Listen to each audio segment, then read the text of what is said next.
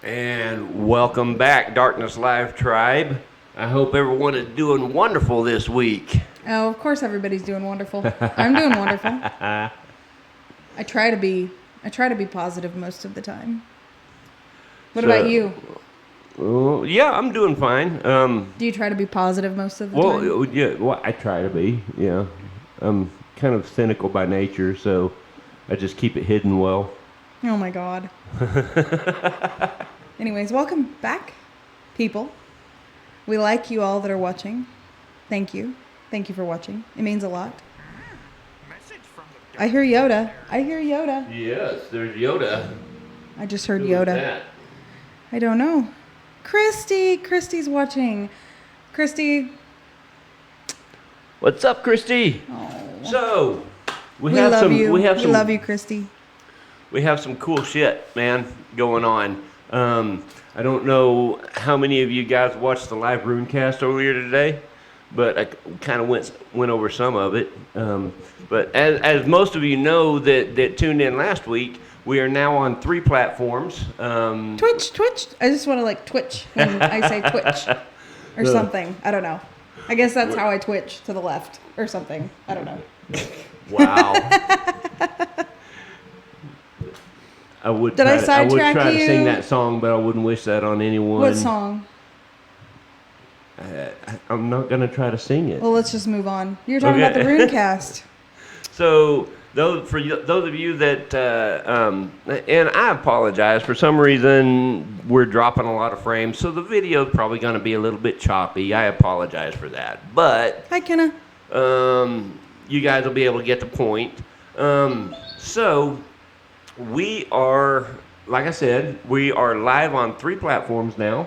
Facebook, YouTube, and Twitch, which is really cool. We're really excited about that. That's so cool. But we had this dilemma going on, that because we can see all of the chats right there on our monitor, but if someone watching on Twitch can't see the Facebook chat, and someone on Facebook can't see the YouTube chat, so the viewers can't interact with each other, or couldn't, but we fixed it. How? You see right there, all the chat goes out live on our screen now. That is so cool. Oh, it is a new little feature. That's exciting. So all of the viewers from all of the platforms can interact with each other now. How did you figure that out? I didn't know that was even a thing. It's just a feature on this software that we use to stream. So that's awesome. That makes me happy. I thought it was. That makes me happy. I thought it was just pretty doggone cool. I'm pretty intrigued about this whole Twitch thing because I don't know anything about Twitch. Never been on it. I need to fix I've that. known it was around, but I never paid a lot of attention to it because it's a gaming platform for the most part. People live stream games and stuff like that. And now it's on also Twitch a paranormal podcast. And so, but it's not just paranormal. They have all kinds of live, Oh, really? feeds, talk shows and podcasts and shit like that. So it's just kind of cool. It's just growing like everything else. So That's awesome. yeah, I thought That's so. awesome. It's probably a lot more like anonymous than the other. Well, YouTube's pretty anonymous, isn't it? Okay, so there's just not a lot of on YouTube, and well, there's not as much exposure for back and forth interaction and stuff like that. On YouTube?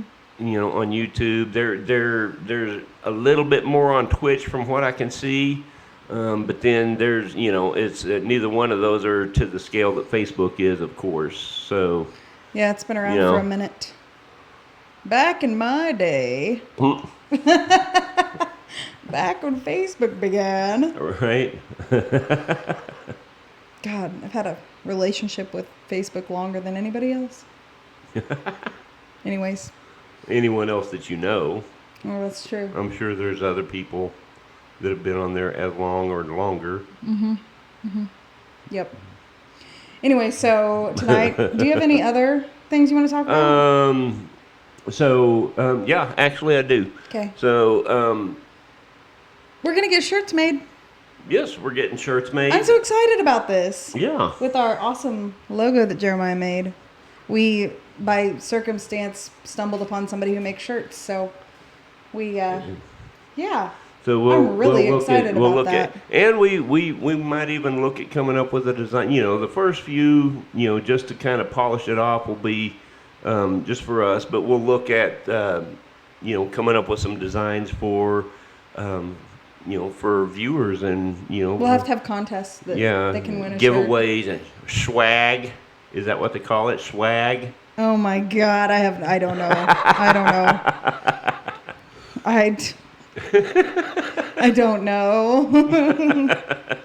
I think that's what they call it. It might be. Kenna wants a shirt. Kenna, we will get you a shirt. She's the first person that said she wants a shirt. We will get her a shirt. Yep. We'll even get her and Eric a shirt. Mm-hmm. Tell Eric he's getting a shirt too, Kenna. And so there's the shirts. There's also we've got a few other things going on that I'm excited about. Am I aware of these things? Vaguely. I'm kind of just along for the ride most of the time. Jeremiah's always like, oh, by the way, blah, blah, blah. And I'm like, oh, all right. Good thing I'm adaptable. For being a Capricorn moon sign, I'm pretty damn adaptable. Yeah. That's probably my sun sign. But you do freak out kind of. When you freak out, you freak out. Yeah. I'm not even going to deny it. I'll own that shit. I do. Hey, that's all right. I'm working on it. Yes. I'm working on it. Yes, that's what it's all about. Hey, anybody who missed the post, you should tell them that really funny meme you saw about the kids from today. Oh. this is great, guys. It'll be, it's on the Darkness Live page on Facebook, but it said, if you guys think it's bad now, just think about how in 20 years this place is going to be run by kids who were homeschooled by day drinkers. I am not a day drinker, by the way. I'm not either, most of the time. Well, yours is different circumstances because you work night shift, so your daytime is your off time. So it's a little bit different. It's backwards for you. It's backwards. Kinda, sometimes. Christy wants one too. Christy wants a shirt too. See, she says she definitely wants one. Very cool. Yes, we will. Shredding chicken while listening. That sounds good. We actually grilled chicken I missed dinner tonight. because we were running late getting set up, so I didn't eat dinner. Story of our lives, we're always running late. Right. So that's okay. But in other news, some of the other things that we have going on that you're finding out about now. Drum roll. So anyway, I've been kind of working on it for the last couple of weeks. But you guys, Hey, some Carl. of you, The captain tuned in. Captain Carl. Captain Carl. Some of you guys are aware that I've been doing the Monday weekly Runecast on the Huguenot Immunin Beyond the Veil Facebook page. I took that live on all 3 platforms this morning as well. How did it go? It went good. Didn't have a lot of viewers, but I think things are kind of starting to open up, and some people are going back to work and whatnot. Yeah. So, but it's it's had a lot of views since then. So, That's it's cool. And I'm also getting ready to start a weekly.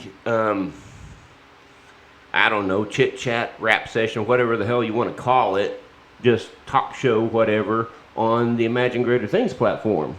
Ooh, yeah. So I'm That's a fun taking suggestions through messages and comments and whatnot about whatever to talk about on that. I'll have to go live sometimes on that too. Mm-hmm. Yeah. I'll have to do that. People can pick our brain. Yeah, and it's that one is not necessarily. Hey, I just noticed a problem with the new edition, Jeremiah. I don't know if you realize this, but the closed caption goes over the all 3 platform chat. Well, I mean, there's not a lot I can play around with placement on that. It's just the first running trial of it. We'll tweak it, make it work. So I don't want to get rid of the closed caption. No. That's good for some people. Yeah, I agree. So I agree. But That's so cool though that you went live on all 3. yeah. Hey, okay, so speaking of runes, tonight we're not having a rune master on, but Mr. Rune Reader. So the past 3 times I have randomly drawn a rune. Every time it's been Hagalaz. Yes, Christy, Hagalaz. Tell me why.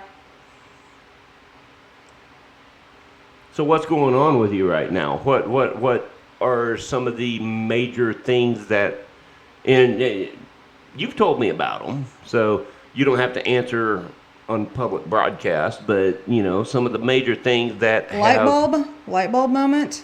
Yes, Hagalaz is often used as a talisman for breaking old habits. Well, seriously, last Wednesday when was the last time I drew one, and it was Hagalaz. Mm-hmm. Well, and then 2 days later I had this wonderful epiphany light bulb moment. It's funny how with me, I don't know about you or anybody watching, but light bulb moments, I like to call them light bulb moments, but when you finally realize something or accept something, that it's just funny how from one moment to the next something shifts. You know what I mean? Mm-hmm. And for the positive. So, sorry, that's probably really confusing for everybody watching. So I've been dealing with some old baggage, we'll call it that. And I finally had this light bulb moment and was able to work through a major milestone for me, which is a really good thing, right? It's a really good, it's a really good thing. Hey, Carl said it's just me and all my personality. It's just him and all his personalities watching. That's Carl, all I had. Tell your lovely wife, Cindy. All I had live this morning, aside from there was one viewer on Twitch, but they never interacted, so I don't know who it was. So cool. Yeah, it was cool. So I just moved the chat around, so maybe it'll work better for the closed captioning. But anyway, okay. So yes, Imagine Greater Things platform. That doesn't have to be anything metaphysical or paranormal or anything like that. That is anything is fair game except for politics. I won't do politics. No, I'm not going to have a political forum. No. So, No. But world events and stuff like that are going on. We can talk about that and how it's going to affect us and whatnot, as long as we don't get into the political side of things, because I'm just not going there. I'm tired of it. I'm so done with politics, and I'm not going to immerse myself in it anymore. So. I know. No, I completely agree. That's like anybody who watches this. Politics is one thing we just adamantly avoid. Not because we don't want to discuss our own beliefs, but because it's very difficult to have an actual productive conversation with politics, I think. And that's sad to me, but it's the truth that, people... Yeah. Everybody's right when it comes to their own opinion about politics. And that's everyone. Everyone should have the ability to feel that way. But I'm done arguing about it. Because it's I won't argue about it anymore. But that's all beside the point. I think it's going to be a good time and a fun conversation. Whatever we talk about, and if no one messages me with ideas, I'll figure something out to talk about. Oh, I have lots of good ideas. I can always talk about something, but I have lots of good ideas for that platform, by the way. Yeah. So, anything from, well, hell, I don't know. I'll come up with something, but yeah. So that I'm planning on doing that Friday mornings, I think. Oh, that'll be good. Oh, when you get home. Yeah, I don't work Thursday night this week, so. Speaking of Thursday. Oh, Jesus. Okay, people. Jeremiah's birthday is Thursday.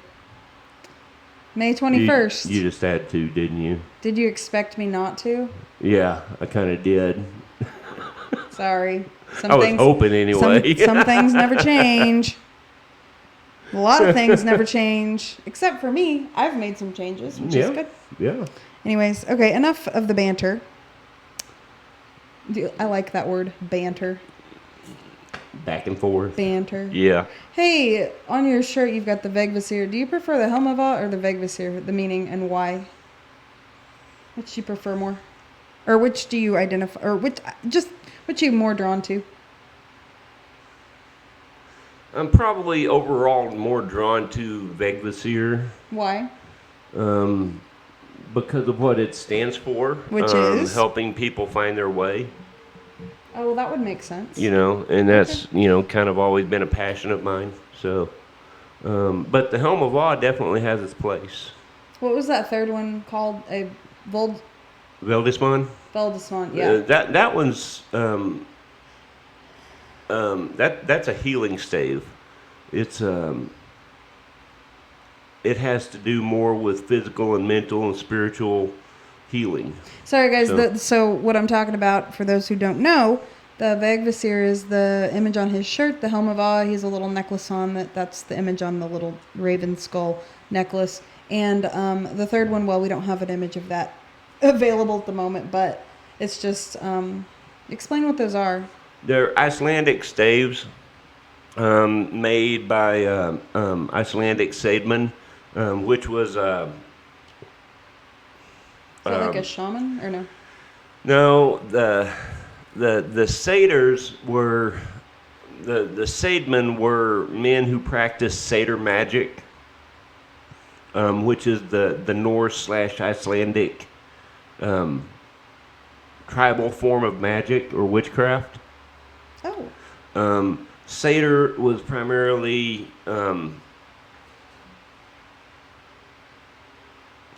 in the lore. Odin was the first male figure to practice satyr, and he opened the door for other men, shaman, whatnot, to practice satyr. It was considered very unmasculine and very unmanly up to that point. Really? Yep. Up to that point, only the female witches in vulvas and seeresses and such were blessed to practice it. And then Odin was like, "Oh heck no." Heck no. Well, it was taught to him by Freya. No, that's not right. I can't remember. Anyway. Okay, no, that's fine. I was just curious. We were talking. So, anyways, why don't you go ahead and talk about our lovely guest this evening, and let's get Well, her why on don't you here. introduce her? No, you introduce her, please. Okay. So tonight we have a wonderful person. We always enjoy her company when we get to spend time with her. Her name is Denise Donelly. She is a very gifted intuitive. She does several different types of readings. She also practices what she calls herbal alchemy with the Herbal Alchemy Tea House, which we will put that link up on the video post when we're done for the evening. But And I'll never forget the first time that we were at the fair that she was at. I mean, the first fair that we met her at, and when I realized which booth was hers, like her setup, the way that she has all of her teas and everything displayed is like, I love it. I love it so much. I think it is the coolest setup. Yeah. Especially for the tea. Like, it's just, she has the neatest, I don't know, I love it. I love her setup for her booth. So let's call her. Without further ado, we will go ahead and get her on the phone. Nicole's watching. Hi, Nicole. Jeremy's watching. When I say Jeremy, it's Jessica's husband, Jeremy. Hi, Jeremy. Jeremy, I love your wife. I love your wife. He probably does too.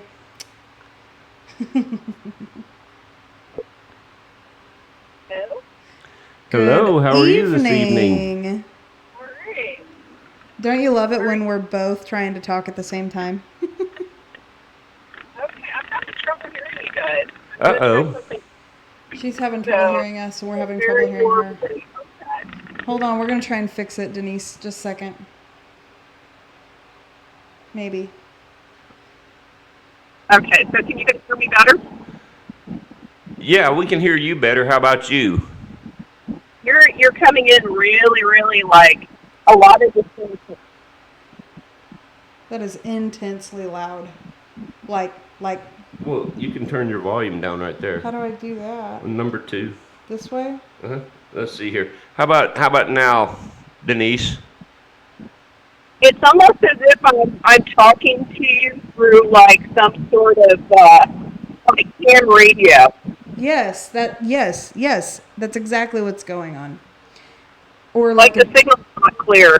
Yes. There's a lot of distortion. How about now? That's better.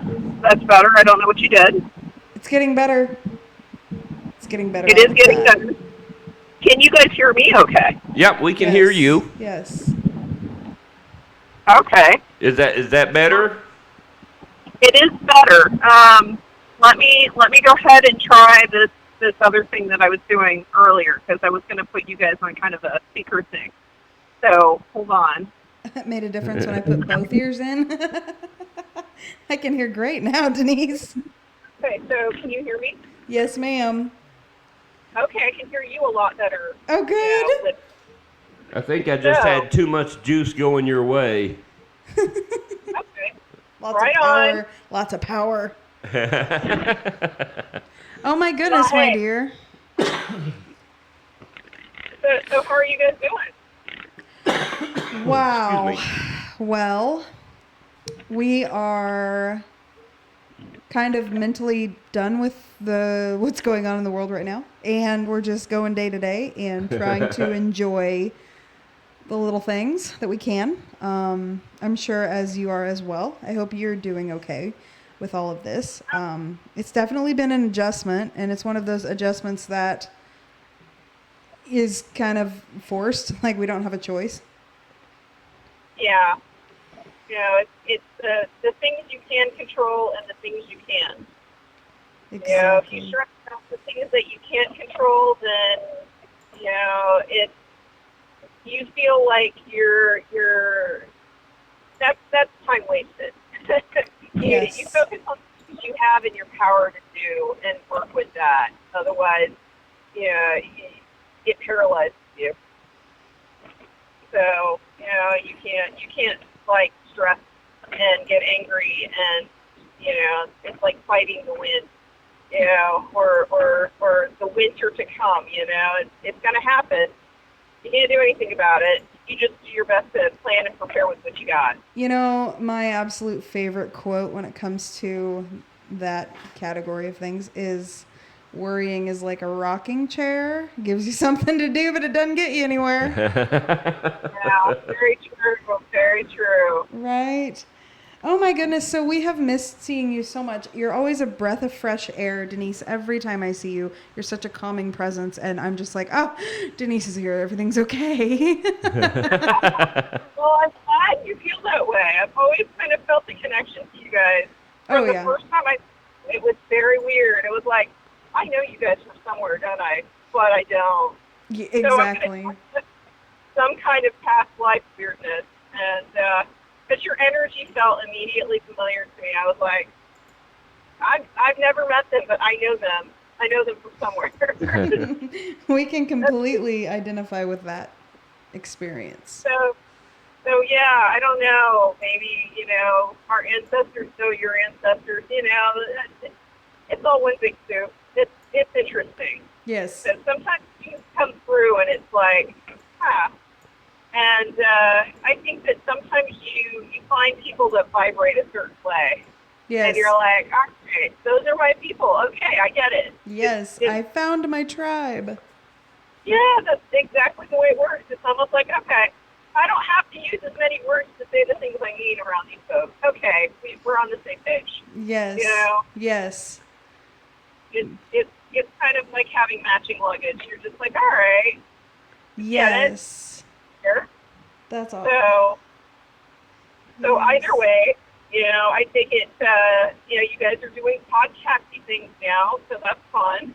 Oh my gosh, we have so much fun doing this. I don't even care if there's like 2 people that watch and enjoy it. Like, we love doing this. Mm-hmm. I think it's get the opportunity to stay in a little better in contact with you and all of the other folks that we know from the fairs and whatnot, and which is always awesome. And then we talk about cool shit all the time, and yes, we do. Absolutely. The cool shit. What kind of stuff have you talked about? I'm curious. Well, last week we had a chieftain of a heathen kindred on. The week before that we had Bone Reader on, and the list goes on and on. Denise, so we just have we get to have all these like incredible talks with all these topics that really fascinate me or Jeremiah, and we love it.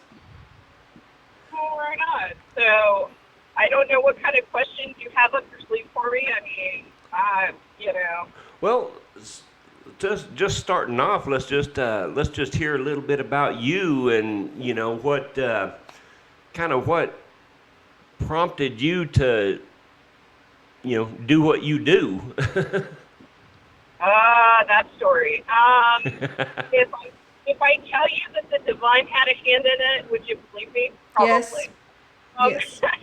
I feel called to do what I do. That's the best way I can explain it. Because I came to my business in a very interesting way. I was working for Medicare at the time, and I felt like I needed something different in my life. Like I needed to let go of this and do something else. And I started reading this book called The Millionaire Mind, and it kind of opened my eyes up to the fact that the most successful in the world were the people that did things. So that's something that I found to be very interesting, in that they had a greater life satisfaction and were making more of a difference. And I'm getting, Denise, yeah? I'm sorry, but it seems like you're cutting out just a little bit. We only picked up on probably half of what you just said in the last 20 seconds. Oh, wow, really? I'm sorry. Can you hear me better now? Yeah, it seems like it might be. Okay, that's weird because we were doing okay up until then. That was Yeah. divine intervention. Ah, man, do I have to tell the story again? Probably. Yes. Yes. I can hear you good now.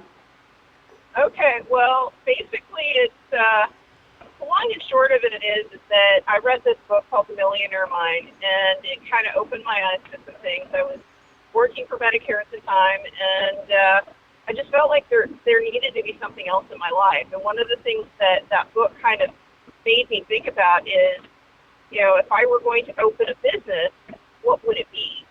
And then the next thing that happened is I ended up having a dream.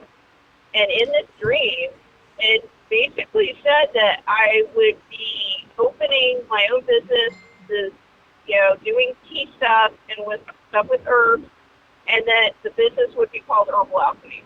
And that was it. It was just like, Herbal Alchemy, tea out some more. Okay, got it. You know, and I could draw you, it showed me in my dream what, if I opened this tea house, what it would look like on the inside. Wow. Wow. That's cool. Wow. I'm a firm. And That's so awesome.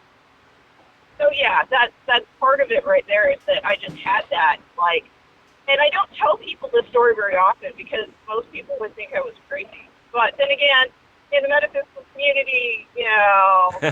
We believe you. We believe you. So, yeah. You know, that's So that's awesome. I do feel like I was kind of divinely called for whatever I'm doing. You know, it's funny because I was doing palmistry and readings and stuff like that, mostly tarot. Prior to that point, I did tarot readings for the PRS fair and did stuff with them. And, you know, that was an interesting story of how I got into that because, you know, when I was, I'll tell this story as well because it's kind of one of those things where I went through a period in my life where I basically didn't know how to deal with all of the information and the things that I was picking up from. And it was kind of tough because I'm in, and I am basically. Are you guys hearing me okay? It started cutting out again. Yeah, we just like in the last 5 seconds, you started cutting out again a little bit. Okay. Well, basically, I was in my early 20s, and, well, actually, I've been doing, like, palm reading when I was a kid. I read a few pages in a Time Life book on palmistry, and then I started doing it for my friends at parties. And, well, let me tell you that the stuff that is in the book doesn't cover everything that I would pick up. And that's when I realized I'd left the reservation, as it were. I mean, and I didn't have, at the time, I thought it was interesting, you know, and all this, you know, I was fascinated by it. But then I started getting into more interesting stuff with different people, and there were people that I read their palms for that the things I was seeing were not all sunshine and rainbows, and that's when I kind of, you know, took a step back from it. And I had other things in my life that happened, you know, and, you know, I was reading things like tarot and all of the things that, you know, it's kind of like when you're that age, you know, you're late teens, early 20s, you know, getting into some of this stuff. You know, some of the things that you get into aren't always like those positive, you know, kind of people. And, you know, you start picking up on stuff that, you know, telling a friend, you know, oh, by the way, if you don't change the road you're going down, you know, that you're going to die young. You know, that shakes you a little bit. Or seeing in somebody that, you know, stuff that happened to them in their past that was really traumatic, you know, and so you don't know how to process that information. Sometimes there's that you just kind of grow up a bit. Man. So I kind of break for a while from, I mean, I kind of detached entirely from doing readings and doing any sort of metaphysical anything. And I basically threw myself out to the universe and said, you know, if I'm meant to have these gifts, you know, then, you know, I basically challenged, I don't know, can you guys hear me? Barely. Yeah, just in the last, Wow. again in the last 5 seconds, just started cutting out again. Okay, well, I'm doing my best here. Oh, it's all You're right. doing great. But yeah, it's kind of like I went through this phase where I basically asked to have, you know, some of the, you know, if this wasn't right, or for me to know that it be, you know, like I kind of, that maybe I needed to walk away from it, you know, and if it was meant to come back into my life, that it would come back, you know, and, you know, that those gifts or whatever, you know, kind of insight I was getting, you know, if I was meant to have it, then that's great. If I'm, you know, if this is something that maybe I need to you know, walk away from, then let it be that. And Right. so, you know, and it's kind of like having that kind of maturity. I think that anybody has any kind of, you know, psychic experience or knowledge that doesn't quite fit into that, you know, neat little box that society likes to label, and knowing certain things in interesting ways. You know, anybody who's kind of had that brush with that stuff, I think that if it's really something that's in them, will have that moment where it's like, okay, maybe I'm not ready for this, or maybe I need to take a step back from it. Yeah. So that's, I think that's just part of that process. And so with all of that stuff, I took a break from it, and then there was a point where I ended up going on a trip to New Orleans, of all places, home of the strange and the weird. Let me tell you, that city has probably the strangest, the interesting. You just cut completely out. Okay, can you hear me now? Yep. Yes. Okay. So basically, you know, New Orleans is a very strange place to visit. Let me tell you that. And it's got a very interesting energy. Yes, it does. Weird things just, I mean, I don't know if it's just me, but I already have a life where most people go, does this always happen to you? Yep. If you don't know what I'm talking about, and they're like, well, this, and this, and it's like, that's normal for me. I don't know what's normal for you. And they're like, this isn't normal for most people. So I've had to live with that. Isn't that a weird, Denise, isn't that a weird feeling when you realize that certain things about you is not how most people are? Like, I know for me, the things that I experience, I thought everybody was like that. I thought everybody experiences certain things. We won't get into all that, but and no, that's not the case. And it's a very odd feeling to realize that no, Wait, not everybody this isn't is normal? like, yeah, it's a really eye-opening moment, you know. Yeah, I had a guy who hung out with me for a night, and he just looked at me at the end of the night. He's like, does this stuff always happen to you? What do you mean? I'm not sure I understand. He's like, you know, he laid out all the things that happened that night, and I'm like, I don't know what you find so strange about that. You know, he's like, every time we turned a corner or you decided to leave a place, we immediately ran into somebody or some other situation, and the way that it played out was just like, he just didn't have words. He's like, this just isn't, how do you live like this? And I'm like, I don't know. Be like, well, how do you not live like this? Like, okay, so that was my first brush with maybe things are a little bit different in my world. But I also had a friend of mine that there was one night I had this feeling I had needed to drop in on this, you know, some friends I knew. And they didn't have a way of getting a hold of me. I show up at their doorstep, and they're like, how do you do that? I'm like, what do you mean? How do I do that? And they're like, the one night we're throwing a party, and we were thinking about, getting a hold of you, but we didn't have a way to do it, and you just show up, and you're like right on time, and and it was just one of those things where they just kind of went, "What's the story?" And then they followed it up with, "And another thing, you always seem to leave like 5 minutes before the cops show up." And I just was like, I don't know, I basically looked at him and I said, "It must be my spidey sense." So yeah. So yeah, it's kind of like for me, it's just that sense, where I just have this feeling. I'm like, okay, I need to turn left instead of right.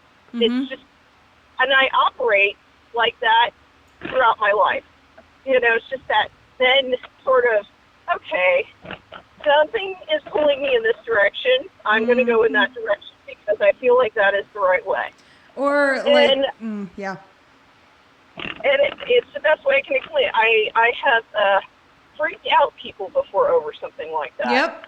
Yep, I've freaked people out before. So, I mean, I had a roommate once that basically we were shopping and we were like, we had walked down to, downtown to where, the mall was and all of this stuff. And we're walking through the mall and I stopped dead in my tracks and I'm like, we need to go home like right now.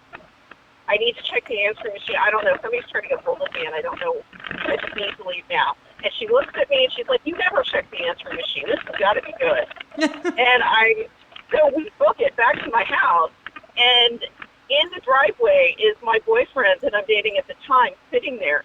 And I'm like, so what time did you get here? At the time he showed up was exactly when I told her we need to leave. Wow.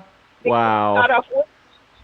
And I was like, and she just looked at me, and her jaw just dropped, and she didn't have words. She couldn't talk after that. She just kind of gave me this, like, she was somewhat afraid of me kind of look. That does happen, and I hate it when I have the realization that I've really freaked somebody out to a point that they're not real sure about me. You know what I mean? Yeah. I know you can relate to that, and I've just kind of learned to, well, if I don't hear from somebody again, that's okay. I'm not going to push it. Yeah, well, it's just a matter of, you just have to learn that, there are going to be people that you're not going to necessarily, like, connect to, and that's okay. You're in a different place, you're in a different place. Maybe they'll circle back around, and you just got to learn how to take them for who they are and, let them process in their own way whatever they need to process. And so, I get that I'm not everybody's cup of tea. So, it's one of those things. But, that's a little bit there. That's cool. So yeah, oh, go ahead. I've had my experiences. I should probably come back to, I went on tangent land. I'd probably come back to the New Orleans story. But in my 20s, when I was going on kind of walkabout, as it were, where, I kind of distanced myself from all of the stuff that was metaphysical, I basically went through a period of my life that I purged all of that stuff. I was like, okay, I'm done with this. I think that I reached a place where, I had a bad breakup, I laid tarot cards like X number of times in a day. Everything started coming up on, I was picking up on information that I didn't know how to process or talk to people about. And so, I took a step back. And basically what I did was, I went to this trip to New Orleans. And while I was there... Just a minute. Are you okay? Yeah, go ahead. Okay. But while I was there, essentially what happened with that was that I ended up going to Cafe Du Monde and getting some beignets and some coffee. And sat down in Jackson Square, which is, I will have to say, like an everyday weirdness event. Like, it's some part Buster, some part psychic fair, and God knows what else thrown in, happening every day in that place. I want to go. I want to go. So you have tarot card readers and people who are psychics, and thrown in with people who are like playing multiple instruments with every appendage that they have, you know, and doing all kinds of like crazy human tricks. And so that's part of, you know, all of that is managing with that. And, you know, it was one of those things where, you know, can you still hear me? Yes. Perfect, actually. Okay.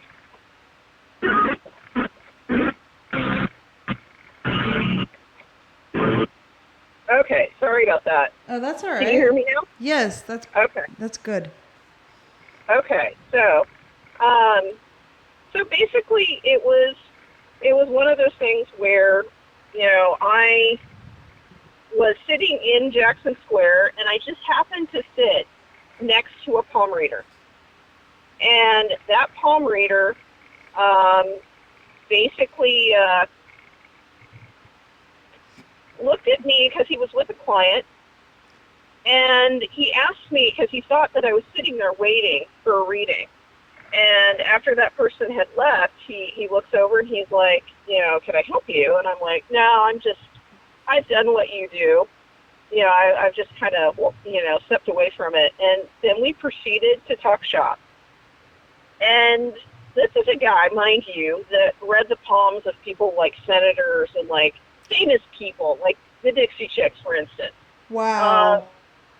So he looks over at me and, you know, we have this conversation, and he kind of gives me this look, and he's like, well, I tell you what, you know, I typically wouldn't do this, but, you know, I'll read your palm if, you know, you read mine. And I was like, you know, I've kind of gotten away from all this. I explained to him, I'm like, I don't know. And he just was like, you know, you don't have to. I mean, but the offer's on the table. And I'm like, how often does this kind of thing happen? I'm in New Orleans, and I just happen to be in this place doing this thing, and this person is offering this. And I was like, okay. So that's when I was like, all right, when is this ever going to happen again to me? I'm probably not, you know, synchronicities in New Orleans. So I went ahead and did it. You know, I traded him his reading, and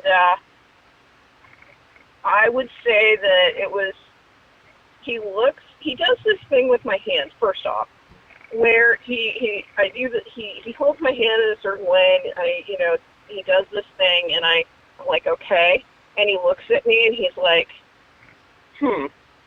you're not normal. And I'm like, okay, fine, you know, I'm like, sure, I'm not normal. I'm like, I just kind of go, okay. You know, I kind of shrug that off, and he then proceeds to prove how not normal I am by pulling random people off the street in front of me to show me, you know, exactly how normal people do things. And I'm like, okay, after like the, you know, I think, I don't know, 10, I think he went through like 15 people or something. It's like he kept pulling like random people, like sorority girls, and like, you know, it's like gobs of people, and he would be like, you're normal. See? Normal. And then he just like, you're normal, you're normal, you're normal. And he's like, see? You're not normal. And I'm like, wow. And I'm trying to take all this in stride, and I'm like, okay, fine. So I'm not normal. Whatever. You know, I was back in my goth girl days. I'm dressed in black. I have, you know, heavy makeup on, and I'm like, sure, you know, I'm not normal. Okay, fine. That's great. And so, you know, then he proceeds to be like, okay, come sit at my table. Put your hands on the table. And I put my hands on the table, and the guy jumps back just a little bit. And I'm like, what? And he just looks at me, and he's like, okay, it's only 1 in 12 people do what you did, like that first thing. Now, the fact that you just did this thing with your hands here when I asked you to put them on the table, only 1 in like 250,000 people do what you just did. And I'm like, oh, great. So I'm not just not normal. I'm like on another level of weird. So there's that. And so he basically, you know, proceeded to, you know, do a reading on me as if he's trying to teach me tricks and trades of the business and palmistry.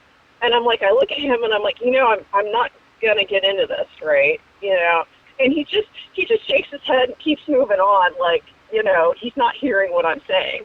Either that or he's like, you don't know what I know kind of thing. Mm-hmm. And so I do his reading for him, and afterwards he tells me that out of everyone in Jackson Square, I'm the only person that he would let read his palm.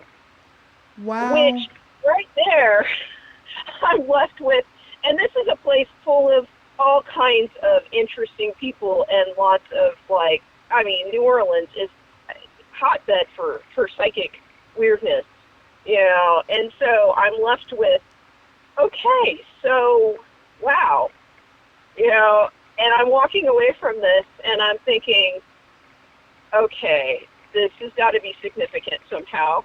Oh, yeah, for sure. And it's crazy because, it's like all these weird things happen to me in New Orleans. I would just have random, and I can't begin to tell you all the just random weird stuff that just, people would walk up to me like they knew me and, have conversations with me. And I'm just like, I've never been here before. I had tourists asking me for directions. Wow. It was really, really unsettling. So, as far as New Orleans goes, that wasn't my first trip to New Orleans. My second trip was, just as strange. And, I ended up going to this underground club where I met, a bunch of, people that were part of the underground scene in the city. And apparently I had mentioned that, someone brought up, palmistry or something like that. And I was like, well, I've not had the palm read very often, etc. And the quote unquote,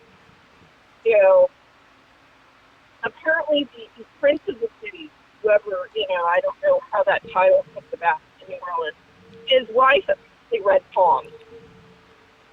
And it was like he waved her over and said, okay, she's going to read his book for you. Like, really? And so I basically, going through all of this stuff in my life, looks at my palm and she immediately goes, oh, you're an apple niche, and I'm left and the people behind me, knowing that I've been trying to kind of, walk away from some of this stuff, are like, see, you can't run from who you really are. And I'm like, oh, God. It's true. After that, it was on. I was, there was a guy that went with us on this trip, and he'd been harassing me to go ahead and, read his palm. And I was like, no, I'm not doing that for you. And he's like, see, you can't run. You can't, you are what you are. And I'm like, oh, God, that's all I need. So this is like the story of me just kind of finally going, all right, the universe has pretty much put up posters. That sounds familiar, doesn't it? So there was that. And that's kind of what brought me back and started having me think, well, okay, maybe there's something to this. Maybe, I need to, re-examine where I'm at with things, because it is, maybe this is just part of my nature. And these things that I'm trying to sort of sidestep are really things that I need to be facing. Mm-hmm. And so I started that journey. And so that's kind of where I came to that place. And I started doing readings again for friends and whatnot. And, a lot of people, were getting some really, I think meaningful stuff. I've had people come back to me, years later telling me that the things that I told them or whatever, back then, changed their life. And that's when I really had to be very careful and start to, because it's a double-edged sword. It's that you have the power to shape some view of something. And tell them, those are seeds that you can plant in places that, otherwise nothing was growing. It's kind of like you can, put hope in somebody's mind, or you can sow suspicion against someone, just easily. So you really have to take ownership of the things you tell people and the way that you present that, because, if you tell somebody that is in a faithful monogamous relationship that, that their partner isn't being, completely honest with them, that can turn into a whole load of interesting. Oh, yeah. Not have suspected anything before. Right. And so, and they may take that ball and they may think, oh my God, they're cheating on me, or they're hiding, like, where they're spending their money, or, maybe they've got skeletons in the closet that, and you can draw up all of those things, or you can plant the seeds of, oh, well, you may be really good at this. Have you ever considered going to school or writing a book? Or, you've power to do those things. Oh yeah, you definitely have the power. I mean, the power of words and the power to influence people, Denise. And I know that the reading, when you did my reading, well, it was incredible, and it was very eye-opening, and it was very spot on. And it's always amazing to me how many different types of readings you can get, and they all correlate. They all kind of tell the same story, in other words, Yeah. But you're just, do you have, okay, so can you read people without actually looking at their palm, or do you have to look at their palm? As far as that goes, it's, when I read somebody's palm, it's not just a matter of reading the lines on the hand, it's about reading their energy. So it's kind of complicated like that. Yeah. I can get that. The palm is just like a point of contact. Yeah. Yeah. Yeah. And the thing is the lines on the hand are kind of more like, they're guidelines. But the thing is there are things I've picked up with people that I can't tell you that, you're going to find this in a book anywhere.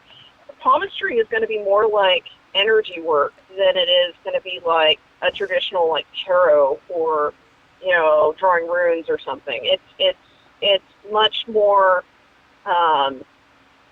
feeling that energy and the way that that's moving. And I get sometimes visuals and, like, things that I have to, like, I get this sense of things, and then I have to learn how to put it into words.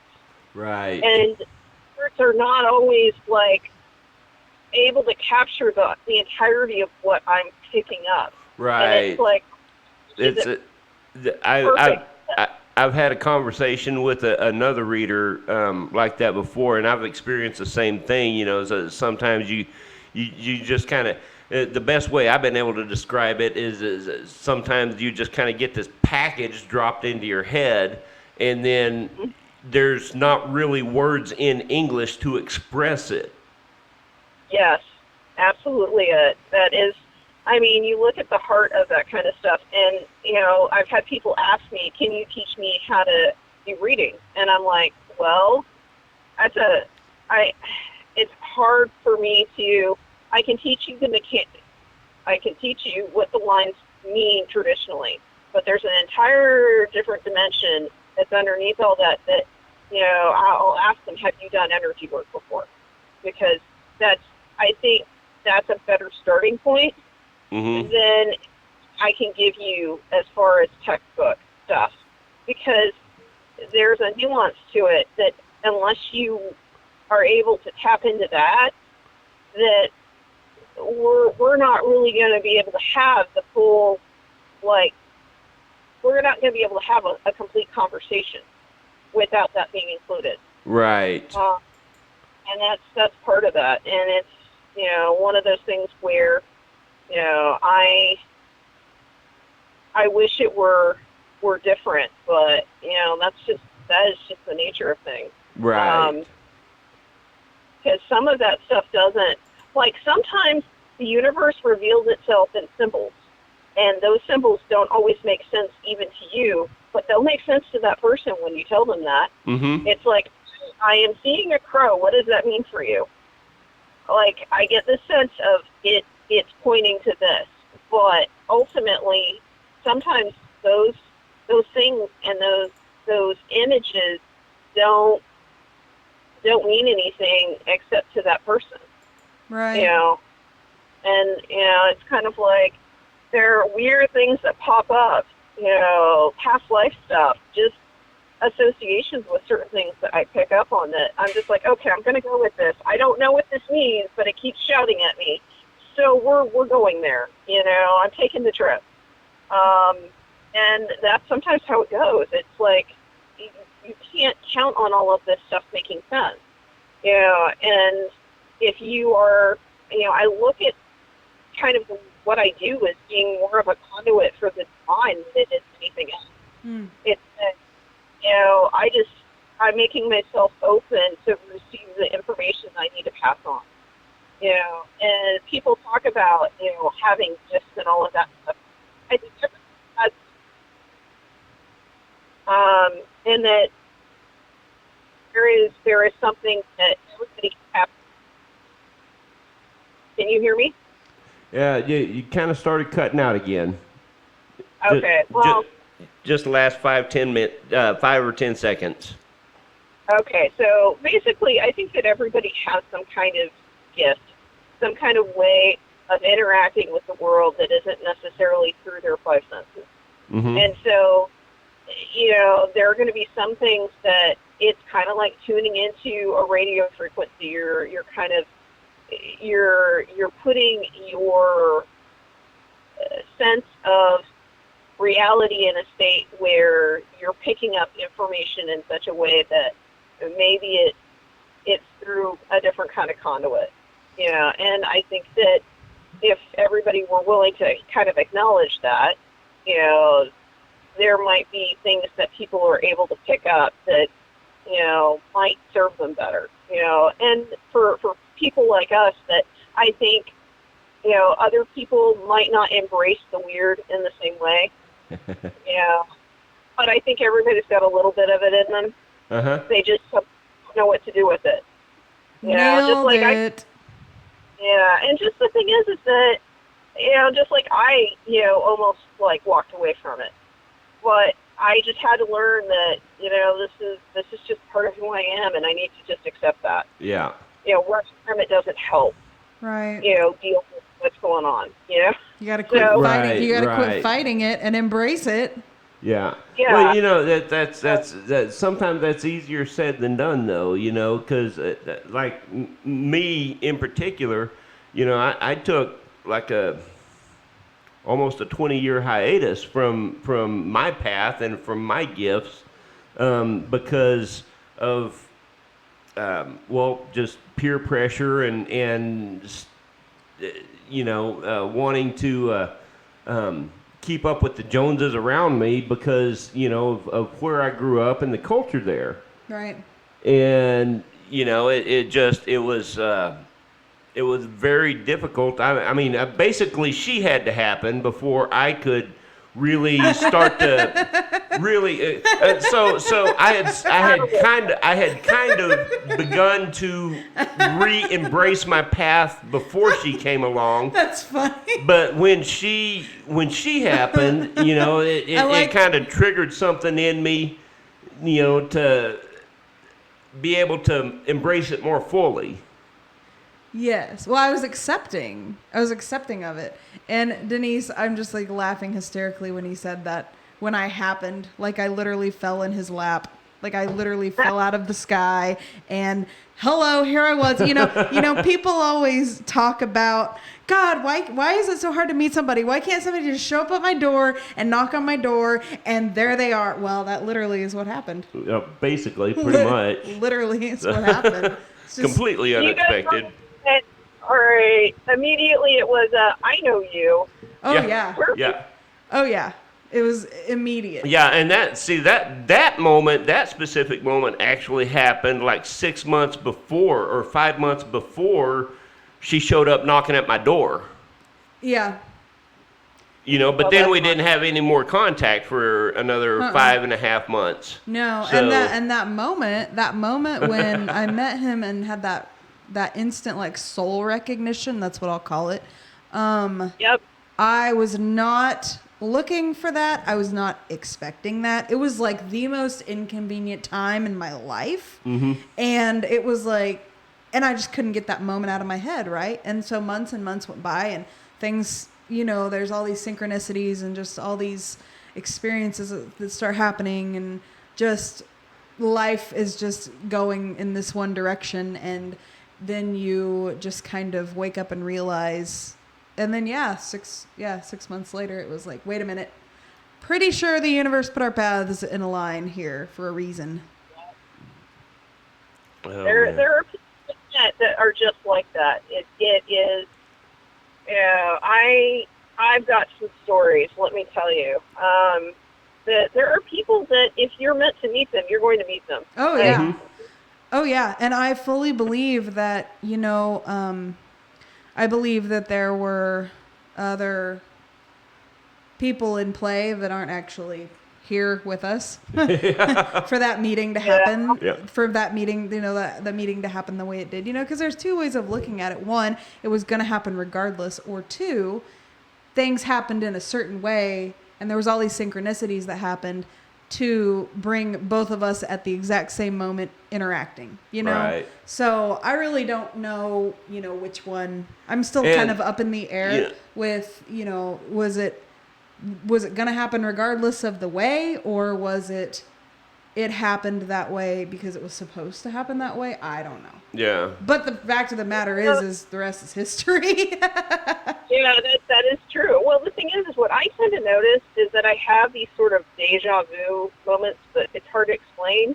Yes. When I know I'm on the path, it's like I'll have that kind of, you know, they call it a glitch in the matrix for some people. I don't know. It's just that sense of, I've been here and done this before. Mm-hmm. Yep. Wait I know you. How do I know you? Yes. I don't know how we're working. But there's just a sense of something seems familiar. It's like, has this happened before? Where did this, and it just, the more of those I have, the closer I am to being on the path I need to be. Mm-hmm. The less the more I feel like I'm not where I need to be. Right. See, and I have to tell you something that I just thought about. I don't know why I didn't think about this before now, but Denise, I know you know our good friend Lena, and like New Year's Day, she gave each of us a reading individually. Well, I made notes of each month, right? Each month she made like the highlights of each month for the next year, and some of the things were pretty specific. Well, you do remember in May, Lena told me some stuff in May, and it's like, it's happened. And she told me this stuff back New Year's Day. Okay. And, but the stuff that I believe that, you know, like me, like I was saying earlier, how, you know, I've worked through like major milestone with some of my own personal baggage. I think clearing out some of the negativity, opens up, you know, you get rid of all that energy you're spending on focusing on certain things. Well, when you work through that, you know, that room is available to focus on other things. And so I really am beginning to, it's like unfolding and before my eyes here, you know, the stuff that she told me would happen in May is happening, and it's not something that can be forced. You know what I mean? Right. And right. so And you have to kind of take it as it comes. Yes. Yeah. Yes. And, but yes. And Denise, when you did my reading, and I'm sure that Jeremiah was the same. I mean, whew, you blew my mind, my dear. Well, it just kind of blew my mind. If I remember correctly, kind of talking about what we were just talking about, you know, and us, you know, just kind of happening to each other. Yeah. If I remember correctly, when Denise did my reading, I really think something like that came up, that this is not the first time this has happened to us. Like, it's happened to us in past lives. Yeah. And, that, well, okay, that makes sense, Yeah. We've always had kind of the twin flame thing going on anyway, but Yeah. sometimes good, sometimes bad, but it's always good in the big picture. Well, I think that it is something that you guys are kind of on the journey together. And, I think that what one lacks, the other brings to the table. Nailed it. Yeah. You're absolutely correct on that statement. So, I mean, you guys are that polarity of things. Yes. yes. Yes. And it blows my mind, Denise, kind of like with you, it's like there's certain people, you were a major individual that happened to at the fairs. Like there's the fairs that we go to, not just the fairs, but just meeting people. There's just certain times that, there's just certain, let me finish my thought. Let me complete my thought real quick. There's certain times that you just meet certain people and it's like, okay, I can't explain how we're clicking here, but we are, and this is supposed to be this way. You know what I mean? Yeah. It's pretty incredible. And, I would be very curious the next time that we're able to, the fairs are open and everything. I would love to take the kids and like pay Denise to do their, read their, do you do kids? Do you read kids' poems? And the reason. I do. I have. This is an interesting story, actually. I read the youngest person I have ever read for. I think she was either 3 or 4. She was really young. Apparently, her parents had said, okay, this is the amount of money. You can buy anything you want at the fair. And apparently this little girl walked the entire fair. Saw everything. I might have bought a little, a little necklace or something. Uh-huh. That's it. And then she came back to my booth because she'd been looking at me. And she'd been watching me do reading. And she came back and she's like, I want a palm reading monster. I want her to do this. Wow.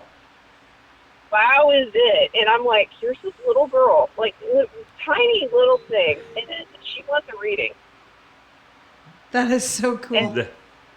And she had quite the old soul on her, because, it's kind of like she sat, and her parents were just like, no, we took her all over the fair. You're who she wanted to talk to. Wow.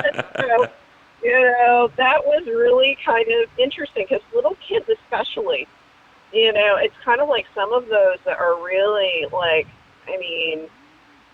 your old kind of souls that have come back. It blows my mind, because I'm like, I would love her to get a hold of Sophie, because Denise, I'm telling you, our daughter, sometimes she has this look. I'll never forget the first time she did, freaked me out so bad. I'm like, that's not Sophie. She'll sometimes look at you and it's like she's looking through you. I don't know how to even explain the look that she gives, but Sophie has dark brown eyes. Dark brown eyes. And just sometimes she just has there'll just be moments where it's almost like she's way old. I don't know how else to explain it. She's just, and the way she'll look at you, it's almost unnerving. Mm-hmm. It's hard to if you look at her and she's looking at you that way, it's kind of hard to look at. Does that make sense? Yes, I get that. Well, it's so funny with my, she used to say that my parents, I found this out from, can you hear me? Barely. Okay, so, when I was young, my parents, my grandmother used to tell my parents, they're like, she said that I didn't talk like a normal little girl. The things I would say or the things to talk about, Right. My grandmother said to my parents, "You need to have her play with children her own age," because I would unnerve her a little bit, and she didn't know how to take it. And I didn't know any better. I just, would say whatever. I'd ask questions. Yeah. It's just, but apparently, that was how, I've always felt like I was an old woman. Me too. Me too. I'm just like, it's so funny because I look at myself in the mirror and I just like, it was just strange. When I was growing up, it was just, I always felt old. So old.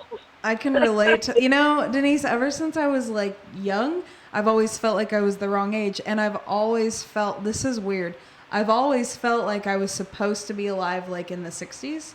And I can't help but wonder if I like was and then died of something, like didn't live to be old and died and then came back in the 80s. Like, you know what I mean? I'm just like convinced of that because I'm just like, man, I just have never felt like I fit in with my age group. Yeah. Well, if you're ever interested, I've done past life regressions for people. Oh, that would be incredible. That would be incredible. It's not something I can do at a fair. It would have to be like a private thing. Right. Because that's really, and you want to budget at least 3 hours of your life for it. It's not like you can't just walk in and do that and walk away. You need time to process some of that experience. Because it takes you to a different place. Ooh, I want to do it. I want to do it. Yeah, I would love to do that. I can imagine even some of the stuff that could come out in a past life regression could potentially even be healing? Somewhat traumatic or healing, or both. But yeah, well, there are things that come out, but the thing about it that I notice, regardless of whether or not people believe in past lives or maybe they call it ancestral memory or whatever. The thing I notice is that it impacts people, and it unpacks something for them and inside them that is kind of nebulous. It's things that they didn't. It's like collecting pieces. A lot of times, they unpack all of this stuff. Like for instance, I did a past life regression for a lady that, and okay, so are you hearing me good? Okay. yeah. Yes. It's weird, this connection that we've got. I've never had like anything through that's just so strange. But basically it's one of those where it's like, why is this picking up at certain? Okay, now you're cutting out. Are you able to hear me now? Now, Yeah. Yes. Okay. I don't know why this is coming through so awkwardly. But basically it's the reading I did for this lady, the past life regression, she was afraid to leave her kids home alone. She had no history of like the kids being taken, nothing that would explain her neurotic kind of behavior when it came to her kids. Just getting her out for a few hours. She was just one of those people that did. And what's interesting about it is that after I did the regression, basically there's all this interference, but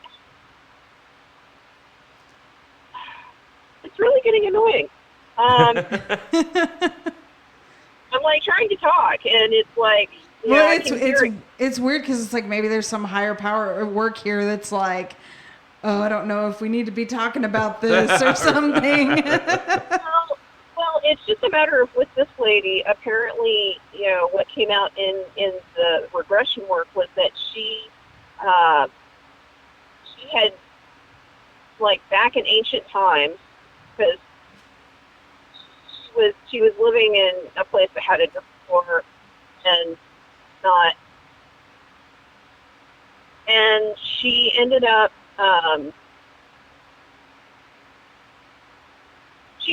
having like her husband die. Can you hear me? Yeah, you just cut out like halfway through that last sentence. Okay, so she ended up having her husband die in that life, Uh-huh. and he died from sickness. And what I noticed is that when you're talking and the lines coming through, everything is staying much more clear. But as far as, when this lady's husband died, she couldn't handle it. She fell into a deep depression and then ended up taking her own life. Oh, wow. And she left children behind. Oh. And the children ended up getting taken in by the neighbors. Oh, that gave me And goosebumps. so, after she died, though, she was so beside herself with guilt over the whole thing that she ended up haunting them for the rest of their lives. Oh my gosh. She stayed with them. In other words, she ended up being, she couldn't leave her children until they had finally passed that life. Wow. And so, in this lifetime, she was able to come back to that and come back to that experience and have a completely different take where, she was able to unpack and reprocess that. Even if, you want to say what you want about past lives, she was able to take that experience and have that be something that allowed her to not be chained to that past. That she was able to recognize that, she didn't necessarily have to let go, and she could forgive herself. That is Wow. incredible. Oh, I need a past life reading, Denise. Do you have to be present? Like, do you have to have the person present with you to do that? It helps to do that because basically what you're doing is putting them into a regress state. So, I mean, I've never tried to do it and not be present. Okay. I mean, I imagine that it's because when people are in that state, they don't always speak very clearly. Right. Like, it's interesting because normally in a situation like that, you want a person there who is assisting that you trust. One, you want to set up a very kind of sacred space and, allow that to be a protected place for you to have that experience. And the other thing about it is that, having, like, something there to or to record the session Okay. is kind of important, too, because, I mean, I can walk somebody through a regression, but really, it's almost like I am, how would I even explain it? It's more like I'm just sort of the guide for their own journey because they're going to go where they want to go. More of a... You're like the conductor? Yeah, more like a facilitator or a conductor? Yeah, I'm a facilitator. Yeah, I'm like a conductor for the trip. But you're really the one that's driving the bus. Okay, It's cool. Really, because I'll ask questions while I have them under, like, what's going on around them, what they're seeing. I'm like, so is this person doing this? Do they seem like they're upset? Or, I'll ask like direct questions. And sometimes people will come back with, no, it's not like that at all. It's like this. Oh, wow. And so they'll argue with me. It's not that I'm leading them anywhere.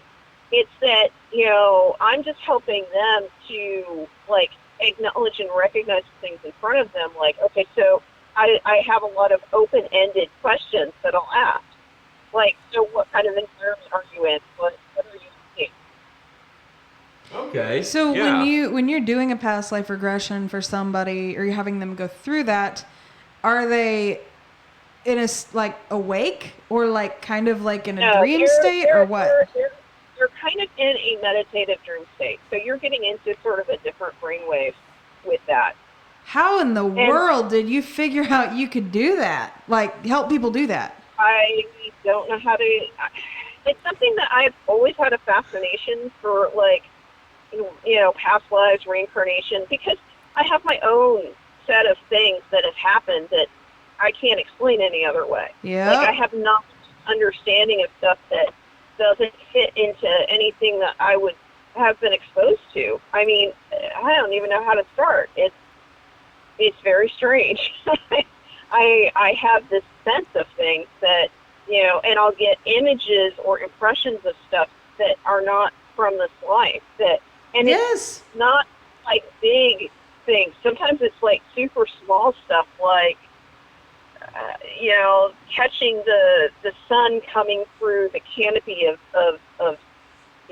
tents, or like, it's just random weird stuff, like being in different times and places and having a different sense of myself, like the clothing that I'm wearing, or like the bathing habits that I would have. Like, I don't even know, it's random weird stuff. It's not like, oh, I was, a princess in a past life, and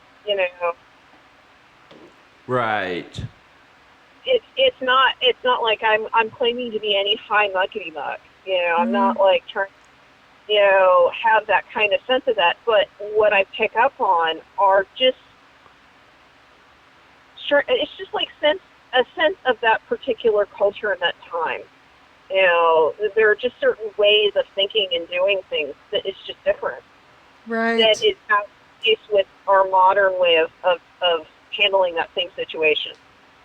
Yep. Hard to explain. I mean, I can get into some of that with just different experiences that I've had. Like, I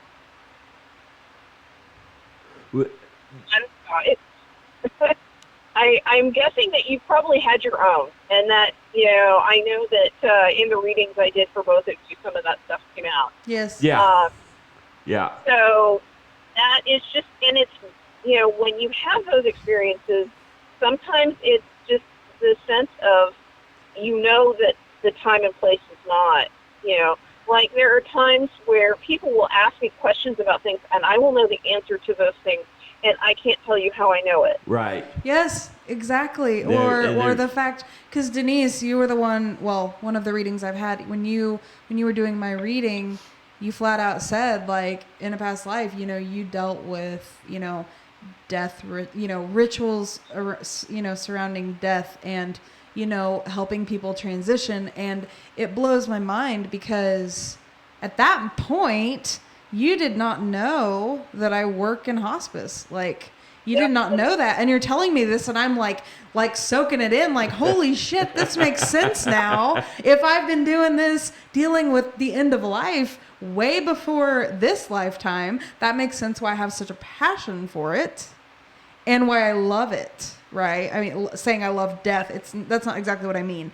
But just loving getting to help people at the last stage of their life, I can talk about death and dying all day long. Like, how morbid is that? But, seriously, it's just because you did. When you did my reading, I was just so impressed, and I was just blown away, and the first thing, I will tell you, people watching, the first thing she did, because I was like, oh, I want a palm reading, I just was so fascinated by it. I've always been fascinated by that concept. I'm like, ooh, I want to know, what do my lines say, but then, when you get a reading from her, it's way more than just her looking at the lines on your hands. Yeah. The first thing she did, she had me hold up my hands. Is it okay if I say this, what you did first?